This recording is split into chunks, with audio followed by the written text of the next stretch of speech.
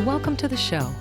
I'm your host, Terry Covey, and this is the Living Above the Noise podcast, where we're reclaiming family life for the intentional Christian mom. Did you know that you can actually live above the noise in the world around you? You can't escape it, but you can live above it. I've been mom for over 40 years, raising 10 adults, and now grandmama to 23. I've been married 43 years and homeschooled for 30, so I have lots of hard-won lessons to help you find joy in this tiring and oftentimes confusing job of being mom. I believe we're called to live out the Word of God, and that's why I'm here, to help you think and live biblically, and offer you inspiration to step into your life as wife, mom, and home manager with intention, confidence, and trust. Whether you're not mom yet, have one child or a dozen, stick around as we discuss blending traditional with some outside-the-box ideas for family life, for raising kids who are capable of standing on their own and thinking for themselves in a world that's easy to get lost in. You're raising and influencing the future generations. You're leaving a legacy. So stand tall, mamas. You can do this. Now let's get to it.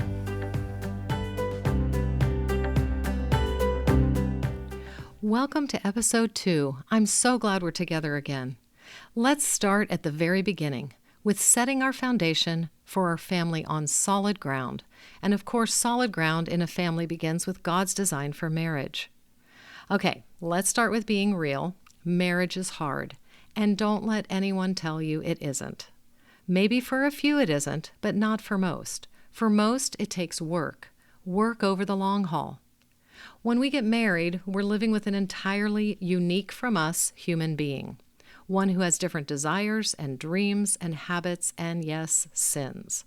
And trying to make that union, that partnership work is difficult. You'll want to set goals and ideals for your marriage, something to look towards and hold on to when the going gets tough. And the best place to find that blueprint? Right in the Bible. No surprise there. Our idea of marriage and all its implications stems from how and when and where we were raised. And if God wasn't in the picture or wasn't focused on as a way to understand His plan for your life, then there's probably been confusion as to the purpose of marriage. We see this in our current culture. Even though divorce rates are down since the 80s, so many people are waiting to marry or choosing not to marry at all. Careers have taken first place in the American dream. Many say they don't want the work or inconvenience of being committed. It's no longer the dream of having that white picket fence. Here's a dictionary definition for marriage. So remember, that's man's definition. The legally or formally recognized union of two people as partners in a personal relationship. Historically, and in some jurisdictions, a union between a man and a woman. And I love the second part of this definition, a combination or mixture of two or more elements. I think that describes most of us in our experience with our spouse. We're dealing with varied personalities, each operating with different strengths, preferences, and skills. And like in chemistry, sometimes those elements blend together to bring healing or value to our world, and other times they can be like oil and water, or even create an explosion. If you were describing your marriage like chemistry, which elements best describe your marriage? No matter what, my encouragement for you is to not under or overvalue where you're at in your relationship. If you're struggling, it can get easier. If you're doing well, it might get harder. And that might not sound especially encouraging, but listen closely. God is in this. As you seek to form a solid and firm foundation for your marriage on God and His promises, the hard will get better. And as far as the good, there might be a difficult season coming up, but you'll be more prepared for it. So let's get to what God has to say about marriage. In Mark 10, verses 6 through 9, it says, "But from the beginning of creation, God made them male and female. Therefore, a man shall leave his father and mother, and hold fast to his wife, and the two shall become one flesh. So they are no longer two, but one flesh. What therefore God has joined together, let not man separate." This reminds us that God has a better plan than we do. He designed it, He gives grace for us to fulfill our role in it, and He uses it for the creation of future generations. Ecclesiastes 4:9-12 says, "Two are better than one, because they have a good reward for their toil. For if they fall, one will lift up his fellow. But woe to him who is alone when he falls, and has not another to lift him up. Again, if two lie together, they keep warm. But how can one keep warm alone? And though a man might prevail against one who is alone, two will withstand him. A threefold cord is not quickly broken." This verse emphasizes our need to have God as the third cord. We need Him to give our marriage super strength, and we need Him so we can hang in there through the hard times. This gives such a clear picture of why marriage is a really good thing. Picture falling and not having anyone to lift you up. On a cold winter night, not having someone to keep you warm. That's kind of an analogy of other aspects of our life where you depend on your husband to do one thing, he depends on you to do the other, and you, in essence, are keeping each other warm. You're keeping each other living comfortably together and managing a home together. Here's a little secret, and it probably doesn't need to be said, but with how popular these movies are, don't believe the Hallmark lie that getting married will fulfill you, that this man will complete you. Don't expect your marriage to be like a happily ever after fairy tale. Having that expectation is going to crush both you and your husband. We probably all do it to some degree, but it's best to be more pragmatic, more realistic, more biblical. When we set our standards so high and we look to our marriage, or our kids, or a perfect house and schedule, or our job to make us happy, we're going to be sorely disappointed. The most realistic and healthy expectation for marriage can be found in this simple quote from Gary Thomas's book, Sacred Marriage. "If you want to become more like Jesus, I can't imagine a better thing to do than to get married. Being married forces you to face some character issues you'd never have to face otherwise." Years ago, it was probably 15 years ago, when I was talking to a young man at our church about my son and his dating adventure. I shared that I was concerned that my son and his date were maybe too young and not ready for marriage. But his advice was this. Now, the best part of this story is that this guy I was talking to was only 20, but he had been married a year. But his advice was this. "Well, Mrs. Covey, he's not going to be ready until they get married." Not a perfect answer to our kids getting married and all the complexities that go along with that, but you get the point. Marriage grows us in ways we could never grow on our own, and this young man had already seen that. I'm not saying that marriage is all hard work and bad news, but we have to get to the point and the purpose behind God's design if we want to do this well. There are certainly some highs, but there also come with it some lows. Of course you can expect some fun along the way, but there will be a lot of growth. You'll enjoy having a friend to share life with, but you'll also have times when you feel like that friend just doesn't get you. You'll love knowing someone so closely that you can know what they're thinking just by the look on their face. And don't be surprised when that look on their face you might have misunderstood, or communication stalls because of expectations, his or yours. But one thing is certain, you won't find perfection. Don't expect this relationship to be the one that completes you or makes you feel whole. That wasn't God's intention for marriage. We often learn it the hard way, but our relationship with our husband will go a whole lot smoother when we understand God's design for marriage. God's intention is for us to look to Him and His Son to make us whole, and then to have the Spirit as our guide as we progress through life. Check out these verses. This marriage relationship is about a whole lot more than us and our happiness. I sure wish I had known that earlier in our marriage. Ephesians 5:25 says, "Husbands, love your wives as Christ loved the church and gave Himself up for her."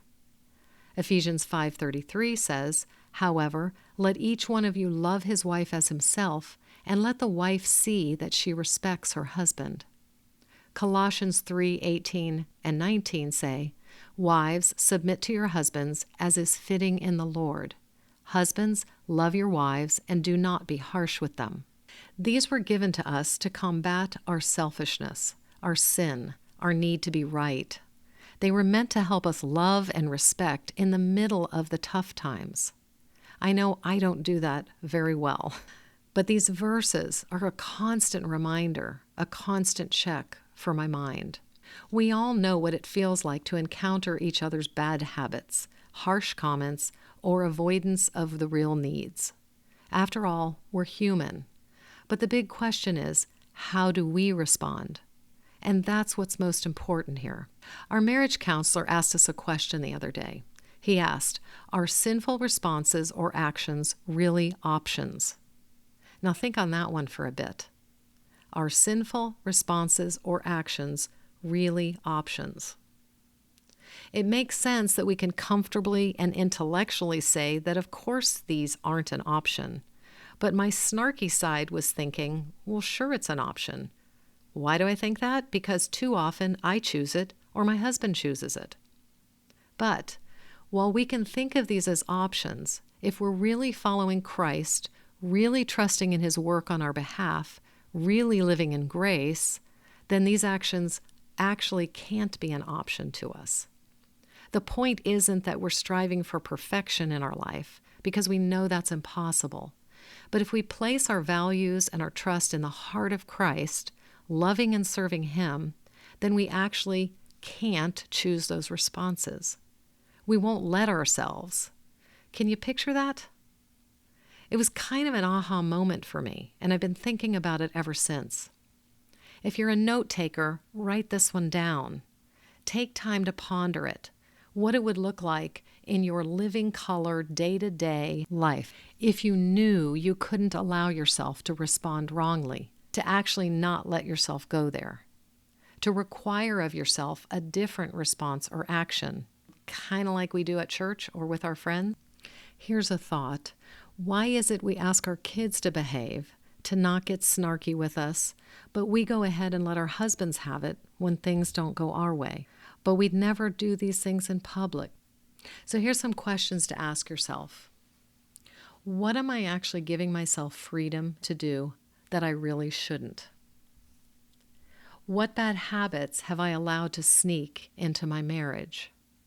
What actions do I take or avoid in marriage that I know in my heart go against what God wants me to do, that go against the heart of Jesus? Now list out some reminders, some verses or quotes to help you instill in your mind that these things aren't really options any longer. This is how we glorify God in our marriage. This is how we take our thoughts captive. This is how we serve our husband. Now, if you're thinking, Terry, you wouldn't understand the frustrations in my marriage, or it's not as easy as just not making it an option. I know, I get it. I don't know the details of your marriage, but I have my own, and I have 7 married kids, and I've had lots of friends over the years. So I've seen the struggle, and it's real. I've said the same thing to my friends and mentors over the years. You don't understand. Our marriage hasn't been the beautiful one like some post on social media. He's my best friend, or my better half, or he knows just what I need when I need it. Nah, that's just not us. We're amazingly opposite in so many ways. I'm a visionary, he's an in-the-moment guy. I'm proactive, he's the one who waits for someone to tell him what to do. I'm growth-minded, he's more fixed and steady. I'm ready to roll, he's waiting for all to be clear. But barring our differences, slowly and surely over those years, I've understood more and more what God's up to. We're being sanctified, and God's using marriage as one of His tools. Marriage perfectly depicts this statement, slow growth with long-term benefits. Marriage takes a lot of work over the long haul. But remember, with God as that third strand, the cord won't easily be broken. None of us knows what God's up to in our lives. We won't understand the trials or frustrations in any part of life, but it's especially true in marriage. This relationship is a 24/7, rest of your life deal. It's the one relationship that when it goes sour, it's possible for you to escape from it, But that freedom to escape won't happen without lots of heartache. The implications are vast and long-term. It's probably why our wise and loving God is pretty serious when he says he hates divorce.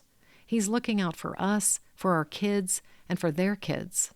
And inasmuch as marriage and most of life won't be easy, here's the reality in that. God doesn't want easy. So what does he want? He wants our surrender. He wants our obedience. He wants our growth. He wants us growing more into the likeness of his Son every day. And what a better way to practice that than living with another human every day. And all that surrender, obedience, and growth, these are areas you can be sure the work will pay off. Not always, but most often. God doesn't promise us a fairy tale ending. We've all heard too many stories where heartache is the ending. But we've got to trust in God and his word and do the hard work of surrendering to his design.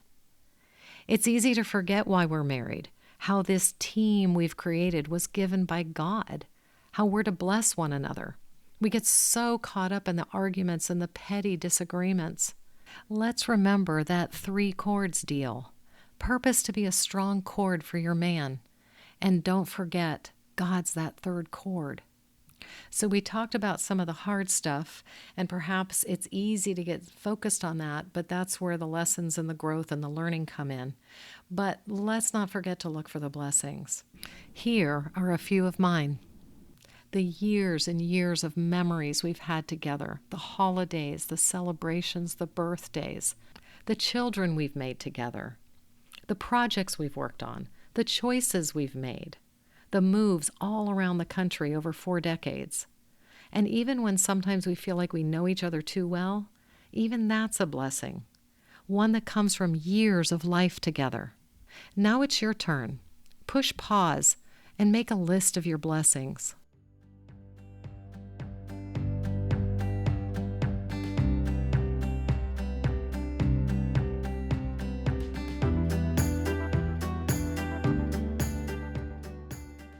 So how did you do? Okay, so now on to what our work is for being married. I have a few kids whose jobs use the term gig for their work. So I started using it for marriage and parenting. Marriage gig, this parenting gig, but I thought I'd look up the definition to be sure I was using it correctly. The dictionary says, a job, especially one that is temporary or freelance and performed on an informal or on-demand basis.